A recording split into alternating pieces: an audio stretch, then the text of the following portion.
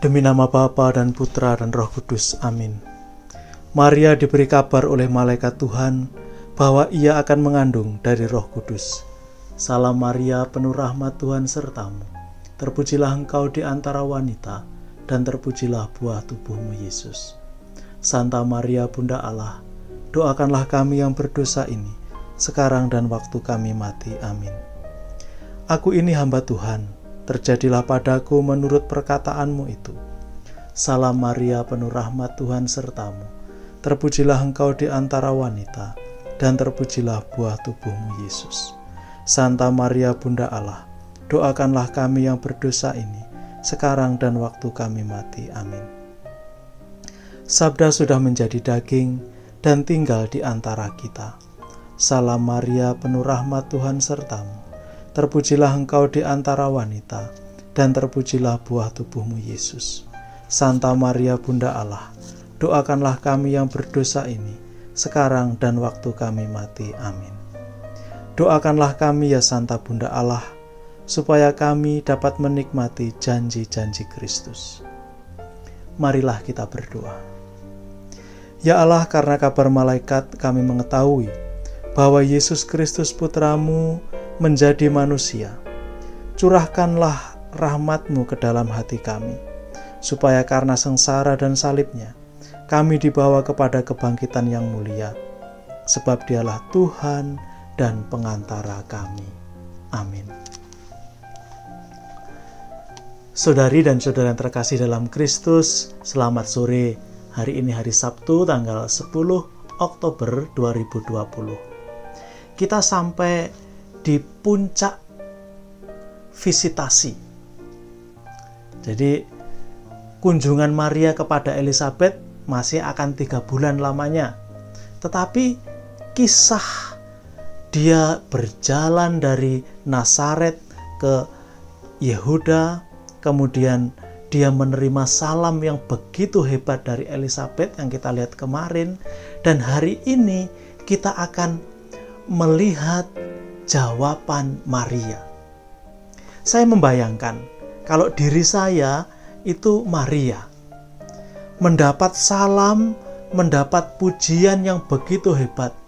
Wah, saya pasti besar kepala. Susah membayangkan. Tetapi Maria begitu rendah hati.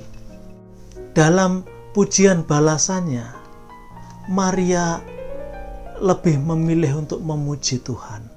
Hatinya untuk memuji Tuhan. Pujian Maria ini begitu indah. Setiap sore para romo, biarawan-biarawati, atau siapa saja yang mendoakan doa harian, doa brevir, pasti mendoakan nyanyian pujian Maria, Magnificat. Saya coba menyanyikan 2 bait saja ya. Jiwaku memuji Tuhan, hatiku pun bergemar. Allah juru selamatku, lihat kerendahanku, karena sesungguhnya disebut yang bahagia.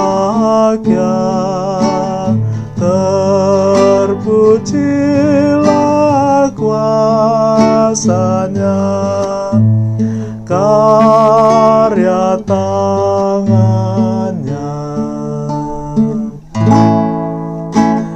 Puji Tuhan Maha Mulia, Maha Kuasa dan benar. Kasih setia-Nya kekal, dan kuduslah namanya.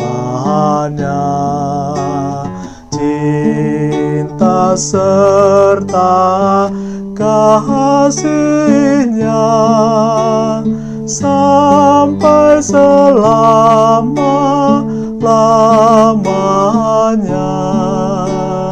Adil lagi yang taat pada janji-Nya.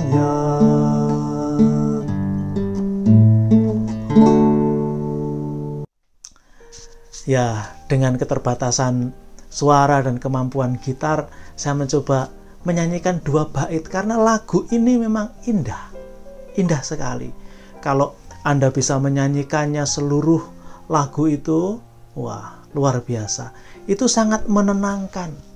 Maria memilih untuk memuji Tuhan daripada memuji dirinya sendiri. Dan dia menyadari siapa dirinya, kerendahan dirinya. Dan di sini kita belajar bagaimana dengan rendah hatinya Maria mengajak kita memuji Tuhan. Saudari dan saudara terkasih, Magnificat secara sederhana bisa kita bagi menjadi 2. Jadi ayat 46 sampai dengan ayat 50 itu bagian pertama. Bagian pertama lebih berkisah kepada kerendahan hati Maria. Maria melihat semuanya adalah rahmat Tuhan. Maria merefleksikan kembali uluk salam dari malaikat Gabriel, bahwa dia penuh rahmat. Artinya Tuhanlah yang memberi rahmat. Bahkan ketika Elizabeth mengatakan terpuji di antara perempuan, bukan karena siapa-siapa, bukan karena kehebatannya berperang, tapi karena putra Allah yang dia kandung. Seluruhnya adalah rahmat. Maria mengungkapkan semuanya itu dalam bagian pertama Magnificat. Dia bukan siapa-siapa, dia hanya rendah saja. Semuanya karena rahmat Tuhan. Itulah yang mau diajarkan kepada kita.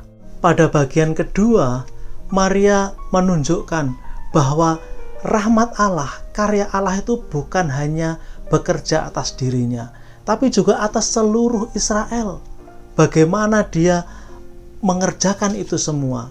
Maria menunjukkan satu persatu bagaimana ia memperlihatkan kuasanya dengan perbuatan tangannya dan mencerai-beraikan orang-orang yang congkak hatinya dan seterusnya. Allah bekerja dalam setiap hal, bukan hanya dalam diri Maria. Ini sekali lagi menunjukkan kerendahan hati Maria. Dia tidak mau mengatakan dirinya, akulah satu-satunya, the only one, the chosen one. Tidak. Maria juga menyadarkan kita bahwa Tuhan juga bisa bekerja melalui diri Anda dan saya. Melalui kita semua, keseharian kita. Situasi ini sekali lagi patut menjadi bahan permenungan kita. Kerap kali ketika kita mendapat rahmat sedikit saja dari Tuhan, kita sudah merasa berbeda dari orang yang lain. Kita sudah merasa hebat. Kita sudah merasa yang terpilih. Mari kita lihat Maria. Dia mendapat rahmat yang begitu besar dari Allah. Tapi dia tidak mau menjadikan itu sesuatu untuk disombongkan. Bahkan Maria mengajari kita satu hal, bahwa dia bisa seperti itu pertama-tama karena rahmat Tuhan. Kita bisa berkata dalam bahasa kita bisa melakukan semuanya karena Yesus menyertai kita. Atau kalau kita juga mau belajar dari Santo Paulus, dia pun mengatakan hal serupa. Aku bisa melakukan segala sesuatu karena Dia yang memberi kekuatan kepadaku. Melihat ini semua, masihkah kita bersombong dan bermegah hati? Karena ternyata semua yang ada dalam diri kita adalah rahmat Allah. Mengapa tidak kita pakai untuk memuliakan Tuhan? Memuji namanya dalam setiap pekerjaan, dalam setiap apapun yang kita buat. Kita mendapat semuanya dari Allah, cuma-cuma. Kita menggunakannya untuk kemuliaan Allah juga cuma-cuma. Tuhan memberkati. Demi nama Bapa dan Putra dan Roh Kudus. Amin.